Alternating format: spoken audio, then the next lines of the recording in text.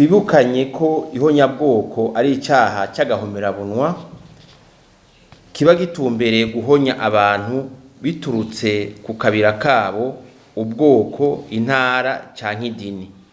Kuva mu 1948 inama mpuzamakungu ya ONU yaremeje amasezerano yo kurandurana n'imizi no guhasha ico caha c'ihonyabwoko.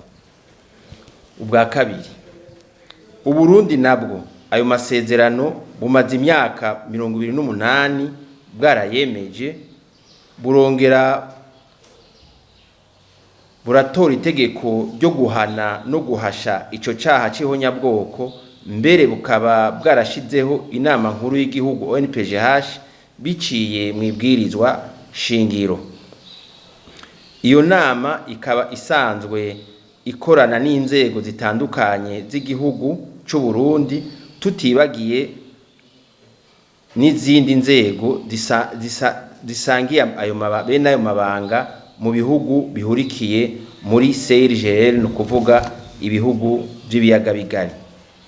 Ubwa gatatu, twibuke kandi ko hisunzwe raporo y'umugwi ujejwe ukuri no kurekuriranira, inama nshingamateka na nkenguzamateka by'u Burundi vyaremeje ko ubwicanyi ndengerabutungane bwakorewe abahutu mu 1972 ryari ihonyabwoko ry'abahutu b'i Burundi.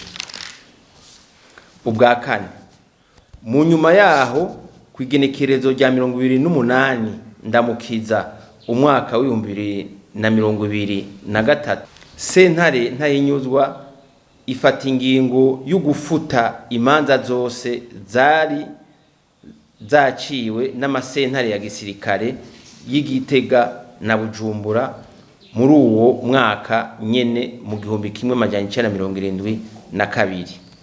Ubwa gatanu, twihweje kandi kwigenekerezo rya gatatu Ruhuhuma uyu mwaka, nyene icubahiro Evariste Ndayishimiye umukuru w'igihugu cacu c'u Burundi yasezeraniye abarundi ko hamwe umugwi wa Severe wosohora raporo ya nyuma azoca yemeza iryo honyabwoko ryakorewe abahutu mu mwaka wa 1972. Igihe yavumera iryo jambo, imfuvyi, abapfakazi n'abandi basigwa b'imiryango y'abahonejwe bavyakiranye umunezero mwinshi. Ubwa gatandatu, twibutse kandi ko kwigenekerezo rya 10 Gitugutu uyu mwaka wa 2024 nyakubahwa ambasaderi aserukira Uburundi imbere y'inama mpuzamakungu ONU i New York muri Leta Zunze Ubumwe za Amerika yemeje ko mu 1972 habaye ihonyabwoko ry'abahutu bo mu Burundi, agasaba ONU ko yovyemeza nk'uko yabikoreye ibindi bihugu.